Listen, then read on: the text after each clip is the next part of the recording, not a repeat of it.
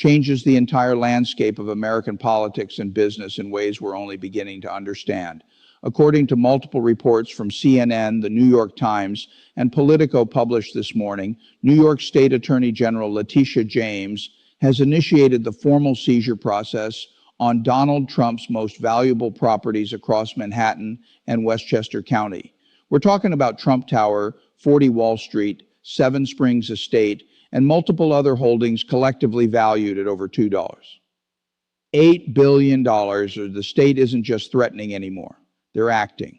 The freeze went into effect at midnight, and as of right now, Trump cannot sell, transfer, or leverage any of these assets without state approval. For someone who built his entire identity on being a real estate mogul, on the idea that he's this unstoppable deal maker, this is more than a legal setback. It's an existential crisis. Now, here's what led to this moment and why it matters more than just one businessman's legal troubles. This all stems from Judge Arthur Engoron's February 2024 ruling in the civil fraud case brought by Attorney General James.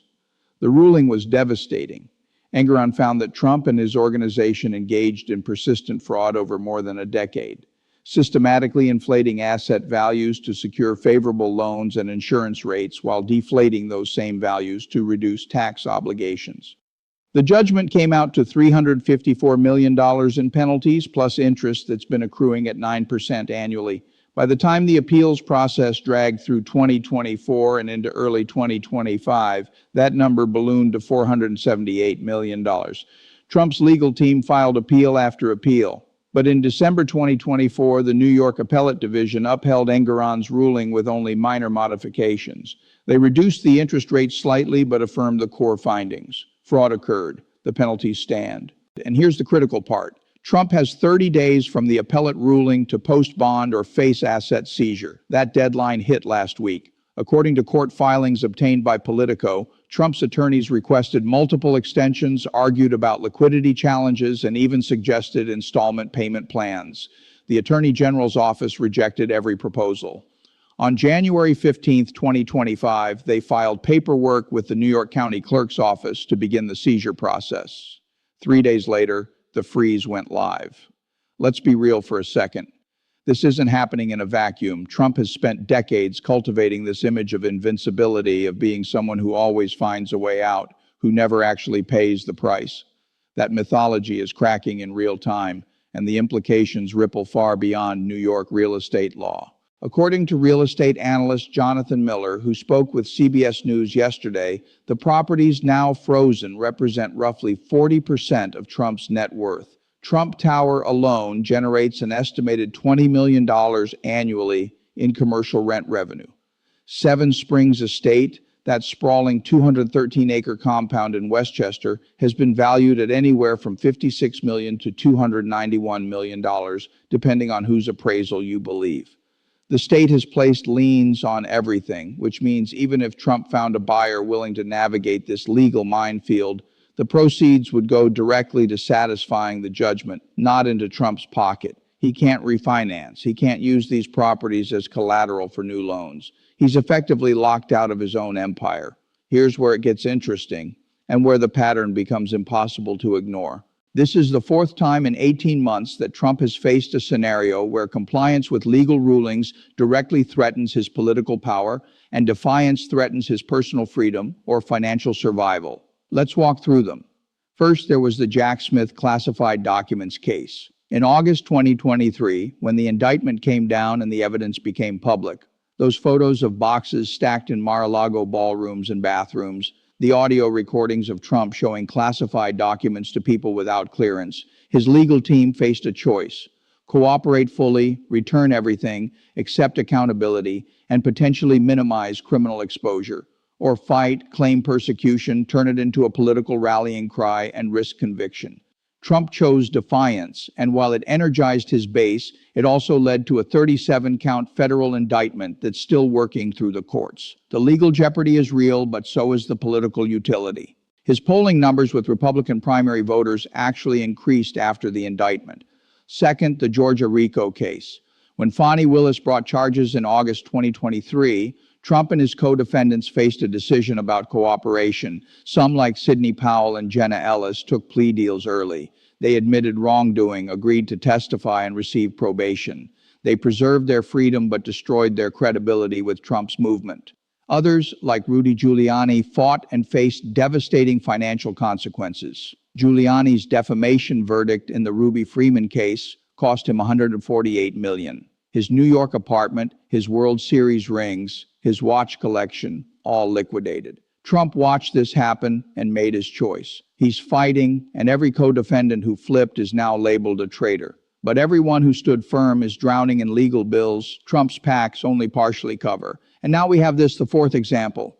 The New York civil fraud ruling puts Trump in an impossible position. If he liquidates assets to pay the judgment, he loses the physical symbols of his brand. Trump Tower isn't just a building, it's the centerpiece of his identity. Selling it or losing it to the state would be an admission that the empire was always more fragile than it appeared. But if he continues fighting, if he drags this through more appeals, the interest keeps compounding, the liens remain in place, and his ability to conduct business in New York, the city that made him, evaporates. According to legal analyst Lisa Rubin, who appeared on MSNBC yesterday, this is a classic no-win scenario. Compliance means financial devastation and symbolic humiliation. Defiance means legal isolation and mounting penalties that eventually become impossible to escape. Now here's the kicker. This pattern isn't just about Trump's personal legal troubles. It's about what happens when political power becomes inseparable from a willingness to reject legal authority. Think about the Republicans who've worked for Trump and then faced their own versions of this catch-22. Jeff Sessions was the first. He recused himself from the Russia investigation in March 2017 because he'd met with Russian officials during the campaign and by DOJ ethics rules couldn't oversee an investigation he was connected to. It was the legally correct decision. Trump never forgave him. Sessions became a punchline, Mr. Magoo, weak, disloyal. When he tried to run for his old Senate seat in Alabama in 2020, Trump endorsed his opponent and Sessions lost. Following the law cost him his political future. Then there was Bill Barr. For 3 years, Barr was Trump's most loyal attorney general, defending him through impeachment, spinning the Mueller report, authorizing federal force against protesters. But in December 2020, when Barr looked at the election fraud claims and told the Associated Press there was no evidence of widespread fraud, Trump turned on him instantly. Barr resigned within weeks. Conservative legal circles that once praised him now treat him like a pariah. He did the legally and factually correct thing, and it ended his political viability within Trump's movement. Mike Pence is the most dramatic example. On January 6, 2021, Pence faced the starkest version of this dilemma. Trump and his attorneys, particularly John Eastman, argued that Pence could unilaterally reject electoral votes from contested states. Pence consulted with conservative legal scholars, former Judge J. Michael Luttig, former Fourth Circuit Court of Appeals judge, told him explicitly that such an act would be unconstitutional. Pence certified the results. The mob Trump sent to the Capitol chanted, "Hang Mike Pence." Pence did his constitutional duty, and it cost him any future in national Republican politics.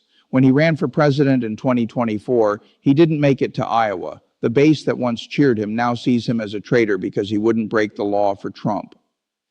Kevin McCarthy's downfall is the most recent. He negotiated the debt ceiling deal in May 2023 to avoid a catastrophic default.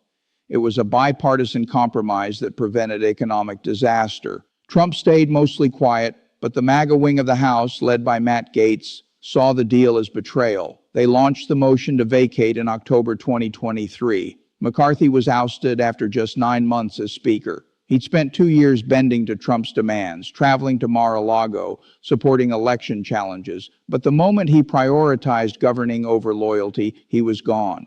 And Trump? He didn't lift a finger to save McCarthy. The message was clear. Compliance with external rules, whether that's debt ceiling law, constitutional process, or basic factual reality, is less important than loyalty to Trump. Let's break this down because the pattern is undeniable. Every person who prioritized legal correctness over political loyalty faced career destruction. Every person who prioritized loyalty over legal correctness ended up facing criminal charges or financial ruin.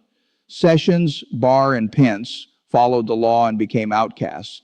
Powell, Giuliani, and Chesebro defied the law for Trump and ended up with plea deals, convictions, or bankruptcy. This is the catch-22 that defines modern Republican politics.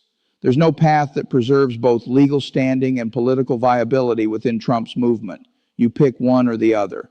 And now Trump himself is trapped in this same dynamic, but with far higher stakes. Constitutional law scholar Kim Whala, writing in The Atlantic on January 10th, called the New York asset freeze a stress test for American legal institutions unlike anything since Watergate.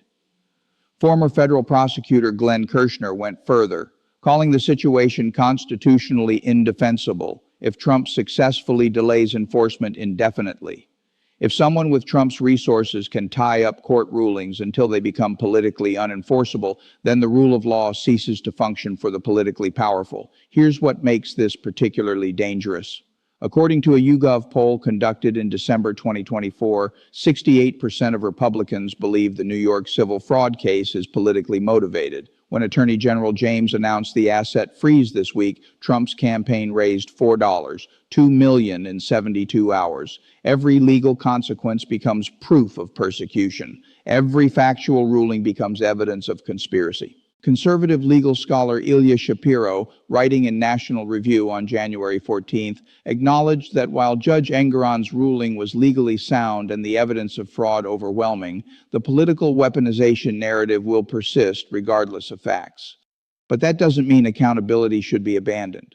If Trump can commit fraud, lose in court, and simply refuse to pay because enforcement would be politically damaging, then what fraud law means anything for anyone with power? So where does this leave us? First, politically, this asset freeze changes the 2025 electoral landscape. Trump's legal team is exploring emergency stays, potentially taking the case to the Supreme Court on procedural grounds. But even if they win delays, the underlying judgment stands, the fraud findings stand. Polling data from Morning Consult in early January showed 58% of independent voters believe Trump should pay the full judgment without delay, up from 51% in November. Second, institutionally, this case sets a precedent about state-level enforcement against former presidents. According to legal historian Michael Gerhardt of UNC, writing in the Washington Post on January 12th, the New York asset freeze represents uncharted constitutional territory. There's no clear roadmap for what happens if a former president simply refuses to comply with state court rulings. The Justice Department can't intervene because this is a state civil matter. This is the nightmare scenario the founders worried about, when legal correctness and political stability pull in opposite directions with no clear mechanism to resolve the tension. Third, electorally, the impact is decisive but unpredictable. Trump's core base will see martyrdom. His fundraising proves that. But independent voters are watching documented fraud, upheld penalties, and refusal to accept consequences. According to a Fox News poll from December 2024, Trump's favorability among independents dropped 6 points in the 2 weeks after the appellate ruling. The asset freeze could accelerate that decline, especially if images of Trump Tower with state liens become ubiquitous in news coverage. And here's the thing we can't ignore. Do we live in a place where wealth and political power create immunity from fraud laws? Where the louder you scream witch hunt, the less accountable you are for documented lies? Or do we live in a republic where evidence matters, where court rulings have force, where the powerful face consequences? Those questions aren't abstract. They're being answered right now in New York County courtrooms and Trump Tower lobbies. The answers will define American democracy's trajectory for decades. So keep an eye on this. The next few weeks are going to be crucial. Trump's legal team has already filed emergency motions. Attorney General James has made clear she's not backing down. The state is preparing to move forward with public auctions if Trump doesn't post bond or arrange payment. We could literally see Trump Tower on the auction block by March. The implications of that, politically, symbolically, legally, are staggering. And it's all happening while Trump is running for president again, while his political movement is at its peak influence, while the Republican Party is more aligned with him than ever before. This isn't a side story. This is the central tension of American politics right now, the collision between legal accountability and political power, between facts and narratives, between what the law requires and what a movement demands. The stakes have never been higher. The outcome has never been less certain. And the consequences, whatever they are, will define the boundaries of American democracy for generations to come. This story is far from over.